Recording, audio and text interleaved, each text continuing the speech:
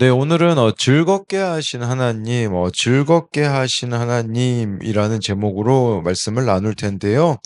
16절에는요, 먼저 이들이 성전 봉헌식을 즐거이, 예, 이렇게 행했을 때, 예, 결국 그 뒤에 보면요, 이제 22절에 한 여호와께서 그들을 즐겁게 또 하셨다라고 말씀하고 있습니다. 여러분, 우리가 하나님 자체를 즐거워하는 것이 힘이라는 것을 아셔야 된다라는 것이죠. 그리고요, 진정한 즐거움은요, 세상에 있지 않습니다. 진정한 즐거움은 하나님 안에 있다라는 것이죠. 그래서 저와 여러분들도 예, 이 즐겁게 하신 하나님을 누리시는 은혜가 있기를 소망합니다. 첫 번째로요, 즐겁게 하신 하나님은 진정한 즐거움은 공동체에 있다고 하십니다. 16절인데요. 이스라엘 자손과 제사장들과 레위 사람들과 기타 사로잡혔던 자의 자손이 즐거이 하나님의 성전 봉헌식을 행하니 드디어 이 성전 봉헌식이 이루어집니다. 그 16년 동안 공사가 중단되었던 아픔이 은혜로 씻겨 나감으로 즐거움이 이들 가운데 회복되었다라고 할 수가 있습니다. 그래서 여기 보면요, 이스라엘 자손, 제사장들, 레위 사람들, 기타 사로잡혔던 자의 자손이라고 나오는데요. 이들이 뭐 하나 될 수 있는 사람들이었겠습니까? 하나 될 수 없는 사람들이었죠. 그런데 이제 이들이 하나가 되었다라는 겁니다. 저는요, 오늘 말씀에서 좀 자주 나오는 표현이 있는데 그게 뭐냐? 사로잡혔던 자의 자손, 이 표현이 말씀 보면요, 오늘 말씀에 되게 많이 나타나 있거든요. 뭐 예를 들면 19절에도 나와 있고요. 21절에도 나와 있고요. 예, 그래서 이렇게 오늘 이런 표현이 많이 나와 있는데, 여기 사로잡혔던 자라는 이 단어가 사실 물론 여기서는 바벨론에서 포로로 잡혀갔었던 자의 자손을 말하는 것이지만, 교회 공동체도 좀 마찬가지라는 생각이 들었습니다. 바벨론과 같은 세상에 사로잡혔던 자들이 이제 이 성전의 가치를 알게 된 것처럼요, 우리들에게도요, 이렇게 모두가 다 사로잡힘의 시간들이 있었다고 볼 수 있겠죠. 그 삶이 뭐였습니까? 이전에 하나님을 몰랐던, 세상에 사로잡혔던 우리들의 모습이 있었던 것이죠. 그런데 이제 그 시간들을 통하여서 우리가 하나님께 돌아와서 이제는 이 교회 공동체의 소중함을 알게 되지 않았는가, 이제 이런 측면으로 좀 생각해 볼 수가 있는 것이에요. 그리고요, 이 예배 공동체가 있잖아요. 이 믿음의 공동체가 나를 더 이상 세상에 사로잡힌 자로 살지 않게 만들어준다라는 것을 우리는 알아야 된다라는 것입니다. 즉, 이 믿음의 공동체가 이제는 나를 지켜준다는 것이죠. 어제 제가 예비 목자를 받았는데, 인도해 주시던 장로님께서 자신의 이전 이야기를 해주셨습니다. 예비 목자를 당시 이제 장로님이 받으시던 시절에 중국으로 출장을 이제 회사 일로 가게 되셨다고 합니다. 그래서 그 사업 이제 파트너겠죠. 이제 그분이 방에 여자를 보내주냐는 제안을 받았다고 해요. 그때 외국 출장 가운데 누가 알겠습니까? 그랬을 때 그 당시 장로님이 여자는 좋아하지만 저는 아내를 사랑합니다. 그러니 안 보내주셔도 됩니다라고 대답을 하였는데 그 중국 측에서 놀랐다고 합니다. 왜냐하면 한국인 중에 이렇게 거절을 한 사람을 본 적이 없었다라고 하겠다고 하더라고요. 그런데요, 장로님이요, 그런 유혹이 있었는데 자기를 지켜준 것은 물론 1차적으로는 그 당시 예비 목자를 받고 있었기 때문에 과제를 하느라 정신이 없었던 것도 있겠지만 이후에 목장에서 예, 만약에 이 자기가 죄를 지었을 때 나누어야 될 모습이 상상이 되어서 그렇게 하지 않을 수 있었다고 하더라고요. 뭘 이야기 드리고자 하는 거냐면요. 결국은 믿음의 공동체가 자신을 지켜 주었다라는 것입니다. 여러분, 우리 모두가 다 사실은 여기 나와 있는 것처럼 사로잡혔던 자의 자손이 아닙니까? 우리 모두가 다 죄에 사로잡혔던 사람들이죠. 왜 죄에 사로잡혀서 살았습니까? 그 안에 즐거움이 있다고 생각해서 그런 게 아니겠습니까? 그러나 여러분, 진정한 즐거움은 거기에 있는 게 아니라 하나님을 섬기는 것에 있다라는 것입니다. 하나님을 예배하는 데 있어요. 사로잡혔던 자들이 자신의 사로잡혔던 것들을 나누며 돌이키는 데 있다라는 것입니다. 17절을 보면요. 하나님의 성전 봉헌식을 행할 때에 수소 100마리와 수양 200마리와 어린 양 400마리를 드리고 또 이스라엘 지파의 수를 따라 수렴소 12마리로 이스라엘 전체를 위하여 속죄제를 드리고, 먼저 이들이 드린 그 제물의 수를 이렇게 보면요. 숫소가 100마리, 수량이 200마리, 어린 양이 400마리니까 총 700마리 짐승을 제물로 드렸는데, 여러분, 여기에 이 하나님 성전은 지금 두 번째잖아요. 이 성전을 수룹바벨 성전이라고 제가 말씀을 드렸죠. 첫 번째 성전은 솔로몬 성전이었잖아요. 그때와 비교해 보면요, 여기서 드린 이 예물의 수는 너무 초라해 보일 수 있습니다. 왜냐하면 여러분들이 열왕기상을 읽어보잖아요. 솔로몬 성전 때 그때는 제물을 얼마나 많이 드렸냐? 숫소가요 2만 2천 마리였습니다. 그리고요 양은 12만 마리를 드렸다고 나와 있습니다. 그때 솔로몬이 성전을 헌당하면서 드렸던 수에 비하면 지금 드리고 있는 이 제물의 수는 초라해 보일 수 있어요. 그러나 반면에 기쁨과 감격은 솔로몬 성전에 뒤처지지 않을 것이라고 볼 수 있겠죠. 왜 그렇겠습니까?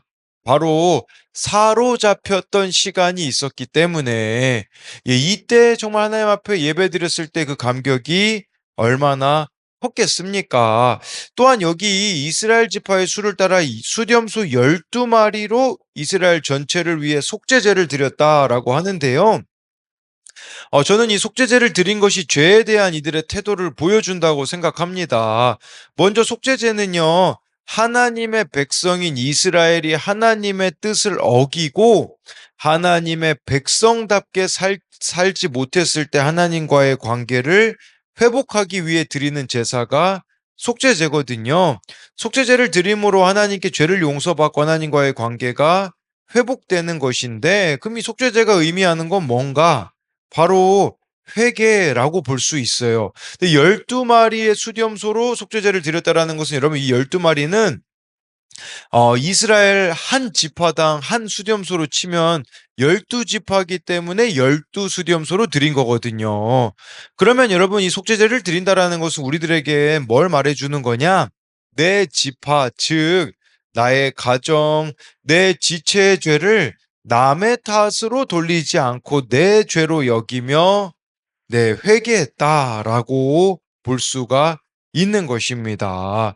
그럼 우리도 속죄제를 드린다라는 것은 어떤 의미가 있겠습니까? 이 나라의 죄를 마치 나의 죄처럼 여기며 우리가 기도하는 거, 또 이 교회 공동체의 죄를 나의 죄처럼 여기며 회개하는 것도 될 수 있겠고요. 나의 가정에 그 끊어지지 않는 죄를 나의 죄로 여기며 회개하는 것이라고 볼 수가 있는 것입니다. 18절을 보면요. 제사장을 그 분반대로 레위 사람을 그 순차대로 세워 예루살렘에서 하나님을 섬기게 하되 모세의 책에 기록된 대로 하게 하니라. 제사장을 분반 레위 사람을 순차대로 세웠다라는 것은요, 질서라는 게 존재한다라는 의미라고 볼 수가 있는 것이에요. 그래서 질서를 따라야 되는데, 근데 그 질서가 어디로부터 나오냐?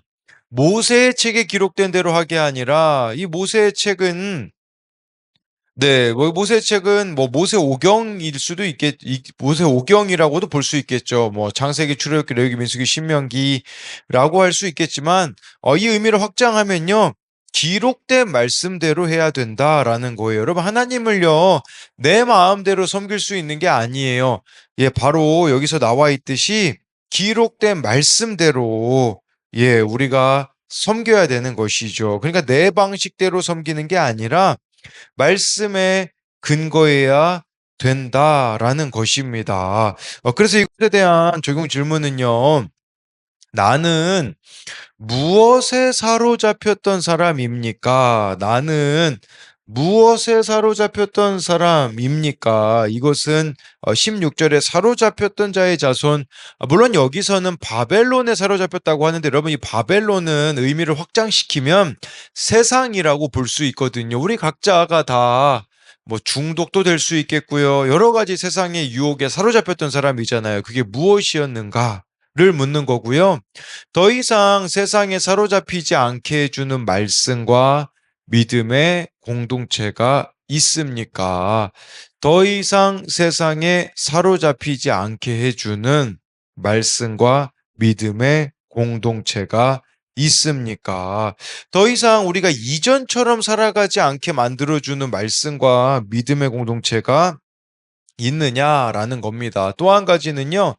나는 영적 지도자나 공동체의 질서에 순종하기보다 내 열심과 내 방식대로 하나님을 섬기려 하지는 않습니까? 나는 영적 지도자나 공동체의 질서에 순종하기보다 내 열심과 내 방식으로 하나님을 섬기려 하진 않습니까? 이것은 18절에 여기에 보면 말씀에 근거한 질서가 있었다. 또 하나님을 섬기는 것도 내 마음대로 섬기는 게 아니라 모세의 책에 기록된 대로, 즉 말씀에 기록된 대로 섬겼다라는 것으로 만든 질문입니다.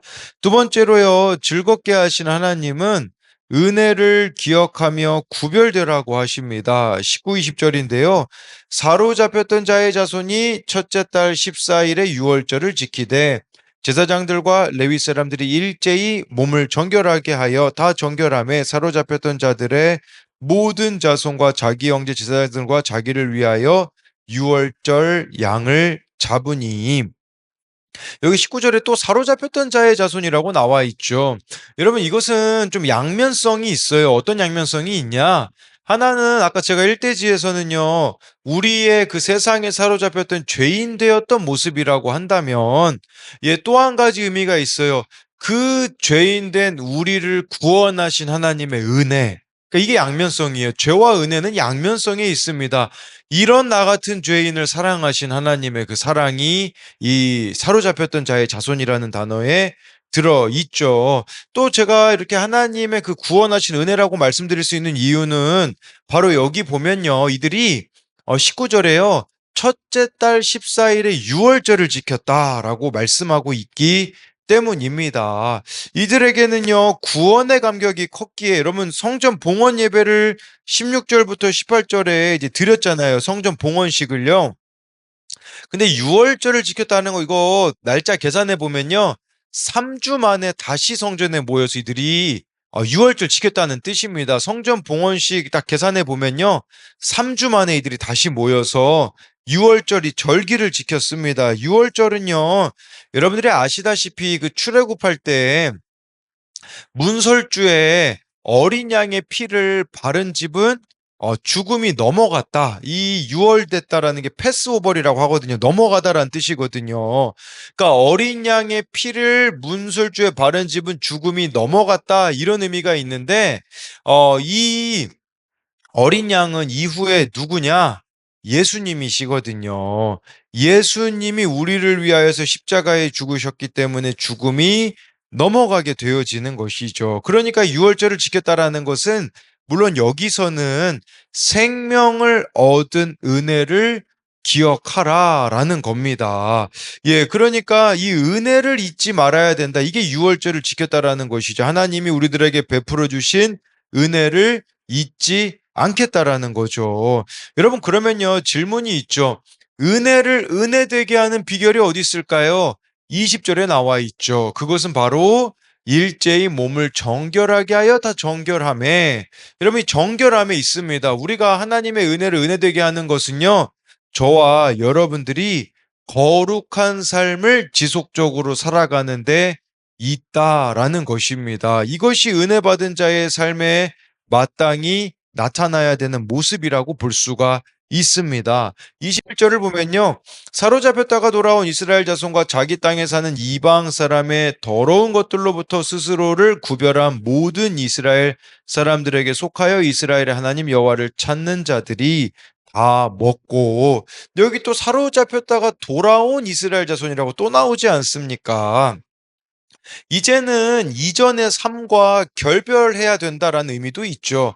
예, 그런데 그렇게 되기 위해서 우리에게 필요한 거는 거룩함이다라고 말하고 있어요. 여기 보니까요. 자기 땅에 사는 이방 사람의 더러운 것으로부터 스스로 구별한 모든 이스라엘 사람들에게 속하여라고 하잖아요. 이방 사람의 더러운 것은 뭘 말하겠습니까? 네, 여기서는 이 이방의 더러운 것은요, 우리로 말하자면 세상 가치관이라고 볼 수 있어요. 저와 여러분들이 정말 하나님의 은혜로 구원받은 자라면 이제 이방 사람의 더러운 것으로부터 스스로를 구별해야 됩니다. 지금 이 세상의 가치관으로부터 구별되어져야 된다라는 거죠. 오늘날 우리에게는 이방의 더러운 것이 뭐가 있을까요? 뭐 기복주의, 성공주의, 비교의식, 이런 것들이 있겠죠. 또 내가 버리지 못한 세상의 가치관이 될 수도 있어요. 돈, 학벌, 외모, 이런 이방적인 가치관을 끊어내므로 우리가 스스로 구별되어져야 된다라고 말씀해주고 있어요. 스스로 구별된다라는 것은 거룩하게 살아가야 된다라는 뜻인데, 여러분, 거룩은요, 세상과 섞이지 않은 채로 살아가는 것을 말하는 것이에요. 세상 속에 살아가지만 세상 사람들과 다른 삶을 살아가야 된다라는, 그게 바로 스스로를 구별함에 있다라는 것이고요. 마지막으로 22절을 보면요. 즐거움으로 이랫동안 무교절을 지켰으니 이는 여호와께서 그들을 즐겁게 하시고 또 아수르 왕의 마음을 그들에게로 돌려 이스라엘의 하나님이신 하나님의 성전 건축하는 손을 힘있게 하도록 하셨음이었더라 라고 나와 있어요. 여러분, 하나님을 기뻐하잖아요. 그럼 하나님이 그들을 즐겁게 하시는 거예요. 여러분, 여기에 참된 기쁨이 있는 것입니다. 이것은 하나님으로만, 하나님께서만 주실 수 있는 즐거움이 있다라는 것이죠. 예, 그런데 여기서 좀 의아한 표현이 있어요. 그건 뭐냐? 아수르 왕의 마음을 그들에게 돌려 성전 건축하게 하셨대요. 여러분, 그런데요. 이들 성전 건축할 수 있도록 도움 준 왕이 다리오 왕이거든요. 다리오 왕은요, 여러분, 아수르 왕이 아닙니다. 페르시아 왕이었어요. 그러니까 역사가 아수르 다음에가 바벨론이었고요. 바벨론 다음에가 페르시아였거든요. 근데 왜 여기는 아수르 왕의 마음을 돌렸다라고 했을까요? 뭐 성경이 뭐 잘못 기록되어 가지고 그렇게 했을까요? 뭐 그런 의미라기보다는요. 예, 이것은 이전부터 반복되어 온 것을 하나로 보는 것이라고 볼 수가 있어요. 뭐 쉽게 설명드리면요. 페르시아 왕은요, 왕들이 있잖아요. 자신들은 아수르와 바벨론 제국을 계승한 왕이라고 생각했었다라고 합니다. 왜냐하면 페르시아 왕들은 과거 아수르 제국과 바벨론 제국 영토 모두를 정복했기 때문이라고 볼 수가 있는 것이죠. 그러니까 아수르부터 바벨론 시대를 거쳐 페르시아 시대까지를 하나의 시간표로 이해하고 진술하고 있는 것이, 여러분, 나중에 보면 느헤미야에 보면 나와 있거든요. 그러니까 우리는 이거를 통전적으로 좀 보자라는 거죠. 여러분, 여러분들에게 그럼 아수르는 누구냐? 우리들에게 아수르라고 하면요, 여러분들을 힘들게 하는 사람이라고 볼 수 있어요. 예, 그래서 우리 인생에도 이렇게 나를 힘들게 하는 아수르가 있잖아요. 그런데 그 이후에 나를 힘들게 했던 아수르 같은 사람을 하나님이 돌이켜서 나를 오히려 도와주는 자로 삼아 주시겠다라는 것이 여기에 담겨져 있어요. 그래서 여기 뭐라고 나와 있냐? 손을 힘있게 하도록 하셨다라고 말씀해 주고 있는 것이죠. 그래서 여러분들에게는 어찌 보면은 원수처럼 여겨지는 자가 있겠지만 하나님의 도우심으로 말미암아 오히려 그 사람이 나를 도와주는, 그러니까 우리로 말하면 이런 고백 아닐까요? 나의 구원을 위하여서 수고한 자구나. 이런 우리가 인식을 또 갖게 되어지는 것이라고도 볼 수가 있고요. 나를 힘들게 한 아수르 사람보다 나를 힘있게 하신 하나님의 손이 더 강하다라는 뭐 그런 의미로도 우리가 생각해 볼 수 있습니다. 그래서 이것에 대한 적용 질문은요.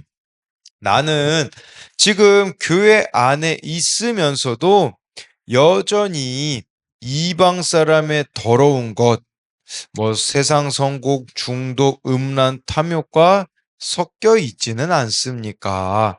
내가 오늘 스스로 구별하기 위해 즉시 끊어내야 할 세속적 가치관은 무엇입니까? 나는 지금 교회 안에 있으면서도 여전히 이방 사람의 더러운 것, 세상 성공, 중독, 음란, 탐욕과 섞여 있지는 않습니까? 내가 오늘 스스로를 구별하기 위해 즉시 끊어내야 할 세속적 가치관은 무엇입니까? 이것은 21절에 이방 사람의 더러운 것으로부터 스스로 구별하였다라고 하는데, 예, 그 이방 사람이라는 게 세상 가치관을 말한다라는 거죠. 그래서 내가 끊어내야 될 세상 가치관이 무엇인가를 묻는 거고요. 또 한 가지는요. 현재 내 인생에서 나를 가장 힘들게 하는 아수르 왕은 누구입니까? 현재 내 인생에서 나를 가장 힘들게 하는 아수르 왕은 누구입니까? 그 사람과 싸우기보다 그의 마음을 돌리실 하나님께 내 사정을 맡기고 기도로 나아가고 있습니까? 그 사람과 싸우기보다 그의 마음을 돌리실 하나님께 내 사정을 맡기고 기도로 나아가고 있습니까? 그래서요, 우리들의 인생에도 나를 힘들게 하는 아수르 왕이 있을 수 있죠. 그런데요, 하나님께 우리가 기도하며 나아갈 때에 하나님은요, 그런 아수르와 같은 자의 마음을 돌이키실 수 있는 분이라는 거. 그리고 여러분, 그 아수르 왕이 있기 때문에 내가 하나님께 기도할 수 있는 게 아니겠습니까? 그래서 오늘 말씀을 이제 요약하면요, 즐겁게 하신 하나님은 첫 번째로요, 진정한 즐거움은 공동체에 있다고 하십니다. 여러분, 참된 즐거움은요, 예배 공동체, 믿음의 공동체 가운데 있다라고 설명을 드렸고요. 즐겁게 하신 하나님은 두 번째로요, 은혜를 기억하며 구별되라고 하십니다. 여러분, 우리가 하나님의 은혜를 기억하면요, 이제는 이전의 삶대로 살아갈 수 없는 구별된 자로 살아가는 우리가 되어야 된다라고 말씀을 드렸습니다. 기도하겠습니다. 살아계신 하나님, 우리가 사로잡혔던 자의 자손입니다. 물론 오늘 말씀에서는 바벨론 포로 생활 가운데 있었던 자들을 가리키겠지만 우리가 다 바벨론 포로였습니다. 세상의 포로였습니다. 세상 가치관대로, 세상의 방식대로 내 마음대로 살아왔던 우리들을 정말 이렇게 하나님의 은혜로 불러주심에 감사하며 감격하며 하나님을 즐거워하는 우리가 되게 하여 주옵소서. 그런 구원의 은혜를 받았다면 이제는 이전의 삶의 방식대로 살아가지 않기 원합니다. 이방 사람의 더러운 것들로부터 이제는 스스로를 구별할 수 있는, 정말 끊어내야 되는 것들에 대하여서 처절하게 끊어내며 나아가는 우리들이 되게 하여 주옵소서. 하나님, 우리들의 인생에도 아수르 왕과 같은 이들이 있습니다. 그들의 마음을 변화시키실 수 있는 분은 하나님 밖에 없음을 고백하며 나아갈 때에 그 아수르 왕과 같이 나를 힘들게 하는 존재로 인하여서 우리가 하나님을 힘있게 의지하며 나아갈 수 있도록, 그리하여서 정말 그 아수르 왕과 같은 존재가 나의 구원을 위하여 수고한 자구나 라는 것이 깨달아지는 그 은혜가 우리들 가운데 있게 하여 주실 것을 믿으며 살아계신 예수님 이름으로 기도드립니다. 아멘.